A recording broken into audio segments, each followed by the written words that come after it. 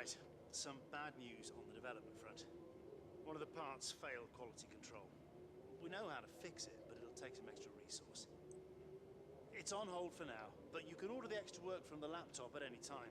Brilliant. That is exactly what I love to hear. Once again, we have a part failure in the development, so we're going to have to retry that part again, and hopefully it'll be done for next race now. But welcome back, everyone, to Formula 1 2017 Career Mode. Today we have the Belgian Grand Prix here in Spa, and now this whole part development should be done by Italy if it doesn't fail yet again, and I think hopefully it will be successful this time, but we'll just have to hope for the best. Spa is a racetrack I struggle with quite a bit actually. With I've been working on a setup quite a bit, and I really have struggled in Sector 2 the most. So I think this could be possibly a rough weekend. As you can see right off the bat, our qualifying lap gets off to a bit of a rough start as we lost a lot of traction out of the last corner. Our goal is to qualify in P11, which I think we would probably be able to meet that goal. Right now, Lewis Hamilton currently is running P1. He needs to step up his game at this point in the season if he wants to have a chance at the championship for sure. As we come up on a little bit of a slower car there, I can't tell who that is. Oh, it's Julian Palmer. As we duck to the inside of him, get around him. We are actually setting P1 pace right now at this moment.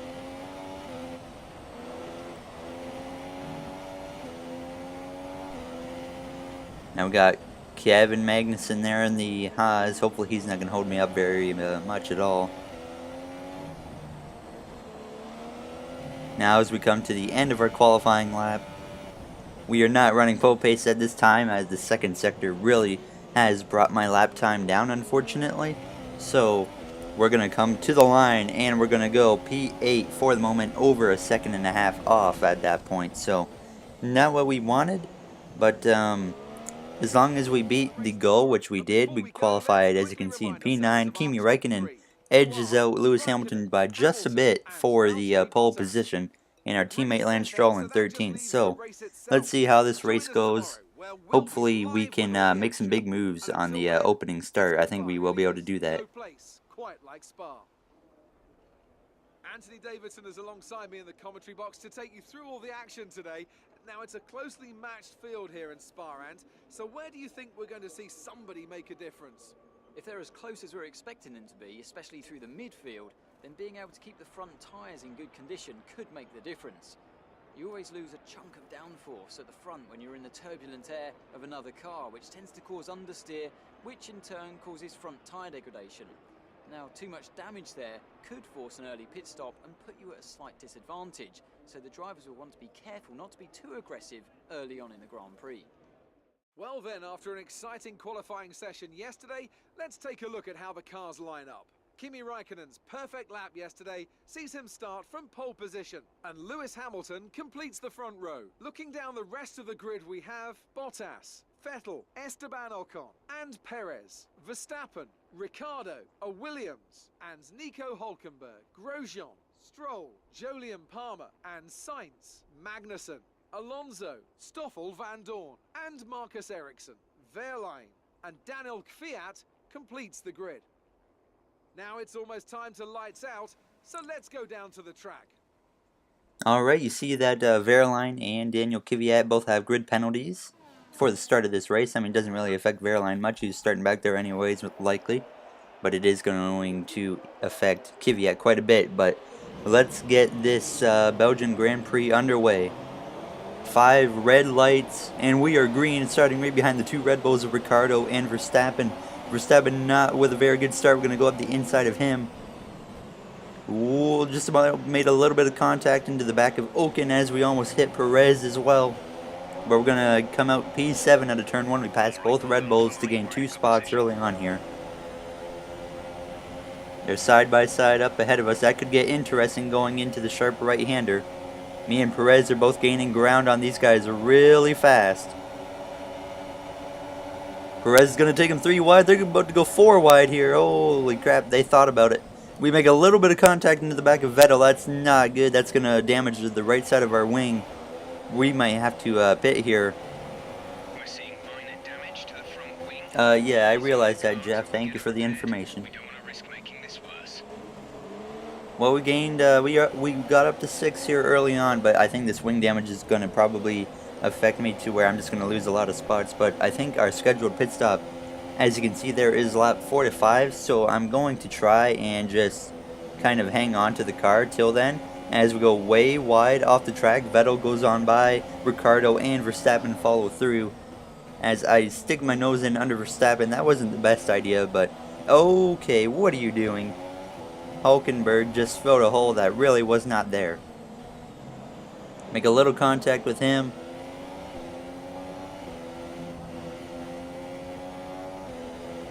Man, that was a really, really hectic start right there. It was pretty smooth in turn 1, and then after that, it went up the hill and then down the long straightaway. It just got crazy there, and we got the bad end of that. So we're going to have to obviously replace our wing when we come into pit road, which is going to cost me quite a bit of time. We do have one of the components in our engine that is yellow at this point, so we do have some wear on that part, but it should last us till the end of this race. It is the MGUH, and I'm actually going to make an adjustment on the downforce just a little bit. I'm trying to get more speed in Sector 2, because I have the speed in Sector 1 and 3, but Sector 2 is so bad that I just lose it all. So now we get a huge run down the straightaway. They might go 3 wide again here. No, they will not. Ricciardo and Vettel side by side into the left-hander now. Still side by side as they take to the right turn. Wow, what a good battle we have going on in front of us here. Verstappen just waiting for one of them to make a mistake. Still side by side up there. Maybe Vettel might have the advantage here. We have Hulkenberg. He was gaining on us quite a bit now as we come to lap 4, running way back in P11. We're actually going to be making our pit stop this time by. I mean, I'm just so excited to get to pit road at this point. I mean, as you can see, I've just dropped like a rock with this damage as we follow Nico Hulkenberg into pit road. We will be taking the super soft tire.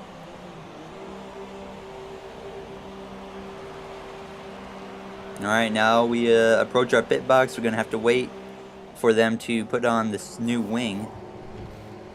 There it comes off the wing, and then they put on the new one.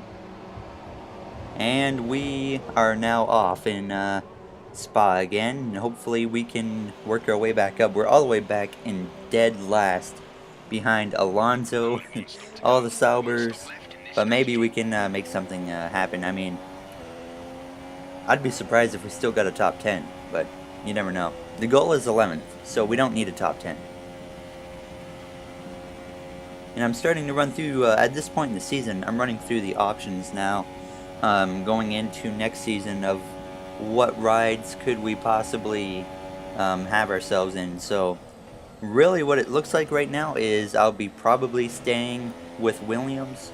I was hoping maybe to get good enough rep for like a Ferrari team, but that obviously doesn't look like that's going to happen at this point. So it looks like we're going to be staying with Williams. Maybe Renault could be a possibility. I don't know about that one yet, but because Renault is pretty equal with us. So now we come to lap 9, and we got Kvyat just in front of us. But you know, if any of you have a suggestion of what team to go to once we get to the end of the season, yeah, you can leave that in the comments. But we still got another, at least over a quarter of a season to go, so we'll have to wait and see what happens in the rest of this season. But now we're slowly closing in on Daniel Kvyat. Obviously, he had a grid penalty and he's still beating me. But we are closing that gap just a little bit. And the wing adjustment on the downforce adjustment has helped in Sector 2 at this point in the race. It's certainly made me a little bit faster, not as fast as I would like to be, but it has helped a bit.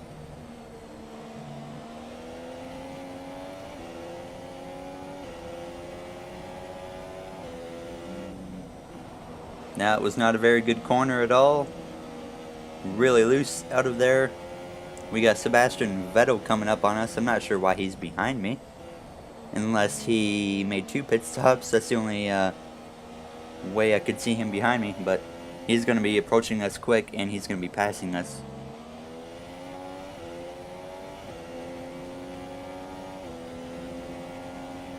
Alright, now we approach the lap 14. You see behind our teammate Lance Stroll, we have Esteban Ocon, who is currently having some type of mechanical fault as we drive by him as well. His day is now over for this race as we gain an extra position as we approach our teammate Lance Stroll now. And sorry, not lap 14, lap 11. We get a lot of understeer out of that right-hander. Lance Stroll is really slow. That kind of rhymed. Stroll is slow, but now we come to lap 14. We are now up to 7th. We're going to be coming in this time right here to make our final pit stop of this race. And I believe we will be taking one more set of super soft tires. Either super softs or softs. This whole pit stop, yeah, we're taking soft, but this pit stop right here, why is Lance Stroll pitting? What are you doing? But this pit stop will really set the tone to if we can get a top 10 or not here. It looks like we're going to come out in 12th. Yes, we're going to come out P12 behind Sebastian Vettel. I really don't know what happened to his race. I mean, he was running up front and now it's just gone downhill. As we come to lap 16, we have run down Roman Grosjean in the 11th position. He is pretty slow too. I think he actually is struggling with some type of mechanical issue as I give him a little nudge there. That really could have gotten me some wing damage as we drive to the left side of him and pass him on the outside.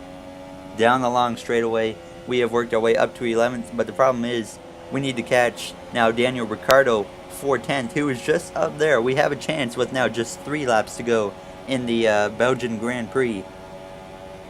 We are gaining time really fast at this point. And they are really battling up ahead, so that's also helping me close that gap as we are 1.2 seconds behind Daniel Ricciardo. Okay, the gap behind is 6.3 seconds. Just look at this gap close. Him and Verstappen battling hard. This whole race has kind of been weird. Like, some top cars are not running very good. We got Vettel back here in the lower top 10. Same as Ricciardo and Verstappen as they get in the grass a bit. That really could have been a big disaster right there.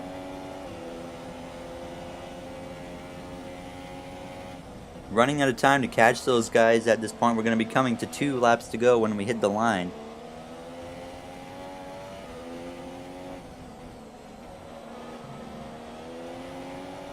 Alright, now we come to 2 laps to go. Down the long straightaway we have caught Daniel Ricciardo, but do we have the speed? We have the DRS. Can we get past him? He is going to pull to the right, so I'm just going to drive right through on the left side here. And we will clear Ricciardo as I send the car off into that corner with a lot of speed. We apparently set the fastest Sector 1 time of the race. But now we're in the top 10. I'm happy with top 10. That's what I was trying to get back to.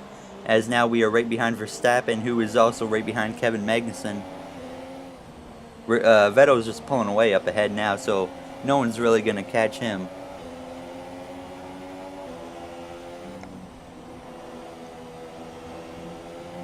Man, I'm not a fan of that corner. It's a fun corner, but I'm not a huge fan of how the car is handled through there. But now we have approached the white flag. We are right behind Max Verstappen, but can we get past him? And we also got to worry about Daniel Ricciardo behind me. I mean, I don't want to give up the last point in this race as I get in the grass there. But I don't want to make a stupid move and give up a points-paying position here. But we have a big run on Verstappen. Where do we go? We go to the right side of him with the DRS. We might be able to clear him. We barely clear Verstappen into the right-hander at the end of the long straightaway. And that's going to give the spot right back right there. I screwed up. Lewis Hamilton has won the Grand Prix, and now I'm just making mistakes here. I'm giving it all this car has at this point. Oh, loose again. Oh my gosh. Hang on to it. Hang on to it. Holy crap. Now we're going to have to make some miracle happen here coming into the last sector. I mean, we're way too far back. Hopefully we are within DRS reach. That's the only thing we can hope for at this point. A little more understeer. Once again, I'm just giving it everything it has, and I'm making mistakes while doing it. We are 9/10 behind. I don't know if we are... Oh, you know, there's not even DRS here, so it doesn't matter anyways.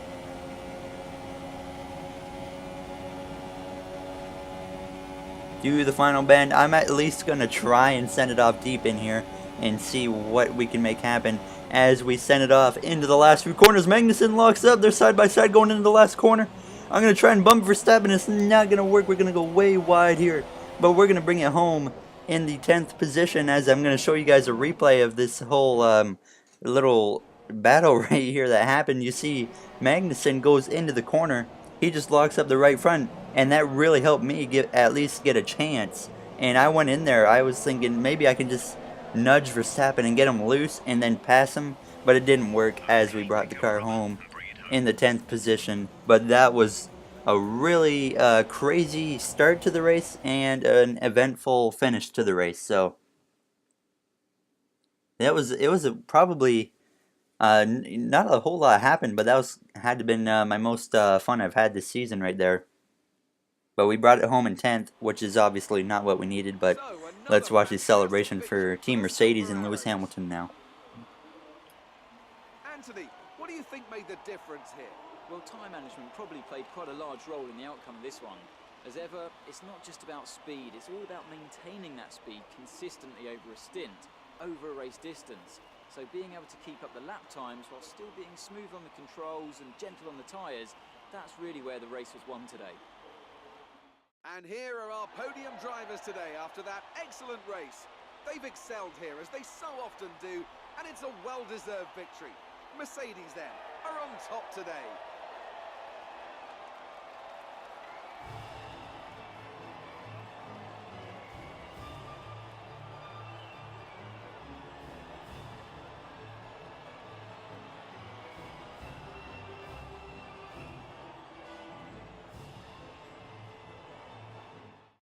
Alright, so here is our finishing order for the Belgian Grand Prix. Lewis Hamilton, P1, Raikkonen, second, Bottas, third. And obviously we come home with 1 point there. Julian Palmer, P5, how about that? But our teammate Lance Stroll, P14, not a good day for him as usual. So let's check out the points here. I'm really surprised about Palmer, I must say. But here's our standings. So Vettel has a 21-point lead over Kimi Räikkönen. We're 90 points out. Hamilton has closed the gap to 58 points now, so maybe he can start rallying a bit and maybe get some extra points in the constructors. Ferrari has a 60-point lead over Mercedes. Alright, so we have 613 resource points. Or 633 now with the first driver bonus. But we have beat Sergio Perez in the rivalry. So we've gone 2 for 2 so far in the rivalry this season. So our rep went down a lot for Ferrari. That's unfortunate. Alright, so we need to make sure we get our rep going as high as we can in these coming weeks, as we are now closing in towards the end of the season. The later stages, we have Italy next. And Italy is a fun track, so I'm excited for that one. Usually I perform fairly well there, so we'll have to wait and see what we can do. But there's the most interested teams, which is not good. But 2 podiums this season so far, but that'll do it for this episode of F1 2017 Career Mode. I will see you guys next time in Italy. Take care.